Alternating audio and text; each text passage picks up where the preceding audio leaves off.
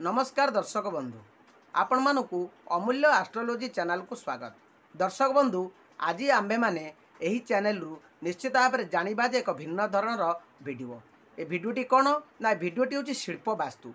तेबे ये शिल्प वास्तु विषय रे आपण माने किछिटा शुणिथिबे एवं अनेक लोक ये शिल्प वास्तु माध्यम रे कौन बा शिल्प वास्तु कौन जानि नथिबे। तेबे एई वीडियोटी के जदि आपण मूलरू शेष पर्यंत संपूर्ण भाव में देखिपारे तेबे शिल्प वास्तु विषय रे आपण संपूर्ण भाव में ज्ञात होई पारिबे। तेबे आपण मानकु गोटे छोटिया अनुरोध, आपण माने जदि मोर चैनल को नुआ करके आसीथिबे तेबे मोर चैनल को आपण माने सब्सक्राइब करिवे, लाइक करिवे एवं कमेंट करिवे। तेबे दर्शक बंधु चलंतु जानिबा जे शिल्प वास्तु कौन। दर्शक बंधु वास्तु कहले जे आमे जो जगार रोचंती जो अंशरे रोचंती ताकू वास्तु कहा जाए। तो आमे जोडी आमे जोडी बास करू बा आमे जो अंशरे बा भूमिर जो जगार बास करू ताकू वास्तु कहा जाए। तेबे एई वास्तु दुई भागरे विभक्त। प्रथम होची शिल्प वास्तु एवं द्वितीय होची गृह वास्तु। शिल्प वास्तु कौन ना शिल्प वास्तु होची जे भूमि पूजा ठारू आरंभ करिकी आपणकर जो 8टी प्रक्रिया रही से 8टी प्रक्रिया को आपण समापन कले ताहाको शिल्प वास्तु कहा जाए। एवं शिल्प वास्तुर प्रथम रे आसुची आपणकर बंध। बंधर अन्य नाम हेउची आयाम। तेणु ये बंध कौन चलंतु आज आमे एई वीडियो रे जानिबा। दर्शक बंधु बंध होची 8 प्रकार। तेबे बंध किपरि हुए ना जो जगार आमे घर करिबा तार द्रव्य गुणन प्रस्थ एवं आमर बंध अछि 8।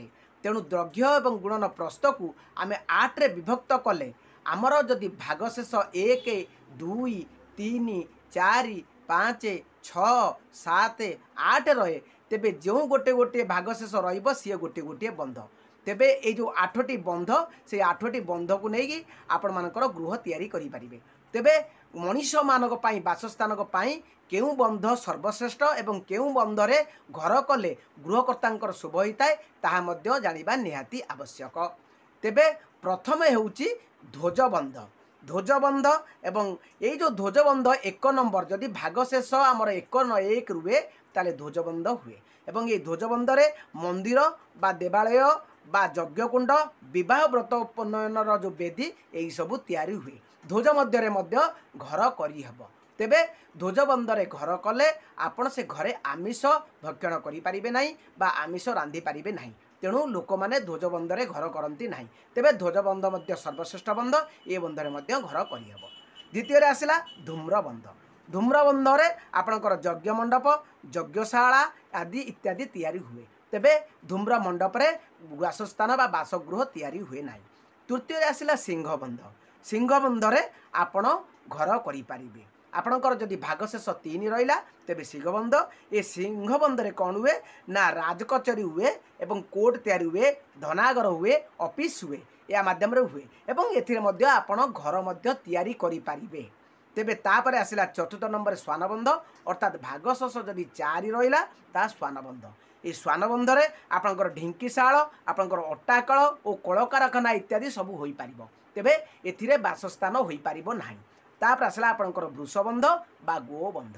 एथिरे आपणकर गुहाल गोशाला इत्यादि होई पारिबो। सेमिति किछि माने नाही जे आपण गोशाला रे केवल गुहाल बा आपण गोशाला करि पारिबे। आपण गोबंधरे मध्य निश्चित भाव में घर तैयारी करि पारिबे। तेणु घर मध्य एथिरे कले शुभ। तेबे तापर आसला आपणकर खरबंध। खरबंधरे आपण कौन करिपारिबे ना अस्त्रगारा करिपारिबे, अश्वशाला करिपारिबे, आपण विभिन्न फार्मिंग मध्य करिपारिबे। खरबंधरे या कले शुभ होइताय। तेबे एथिरे बासस्थान करिहेबो नाही। तापर आसला आपणकर गजबंध। गजबंध होउची सर्वश्रेष्ठ बंध। ये बंधटी आपणक घर कले आपण पई सर्वोत्कृष्ट बा सर्वश्रेष्ठ रहिता है। ये गजबंध जदि आपणकर आयाम बा बंध जदि 7 नंबर बाला अर्थात भागशेष 7 रहिला तेबे आपणकर गजबंध आसीबो। एवं गजबंधरे आपण जदि घर करिवे तेबे निश्चित भाव में आपणकर शुभ हेबो। तापर आसला आपणकर काकबंध। तेबे काकबंध कौन ना काकबंधरे आपण युद्ध गृह करि पारिबे, अस्त्रशस्त्र गृह करि पारिबे एवं आपण विभिन्न शाला मध्य आदि करि पारिबे।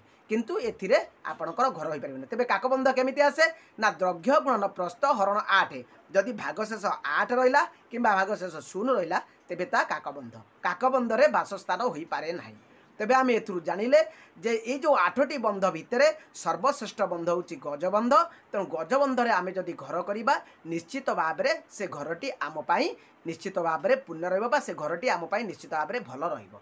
तेबे दर्शक बंधु आम परवर्ती भिडियो रे आउ टिके पुंखानुपुंख भाव इस विषय जानिबा जे एई जो बंध बा शिल्पवास्तुर परवर्ती जो रही पर्याय बा 8टी पर्याय मुझे गोटी गोटी कर देवी से 8टी पर्याय आप जानीपारे जे कौन कौन कले आपणकर घर शुभ हो। एवं प्रत्येक व्यक्ति जिते नुआ घर करुँच से निश्चित भाव में जड़े भल वास्तुविधि की डाकिकी बंध काढ़ी घरटी करने आवश्यक। एवं बंधटी कर सारापर आपणकर बंधरे जो भूमिर बा से जगार जो नक्षत्र बाहर तार राशि बाहर से राशि सहित आपणक राशि राजजोटक मेड़क पकई निश्चित भाव में आप गृह कले आपण गृह शुभफल हो।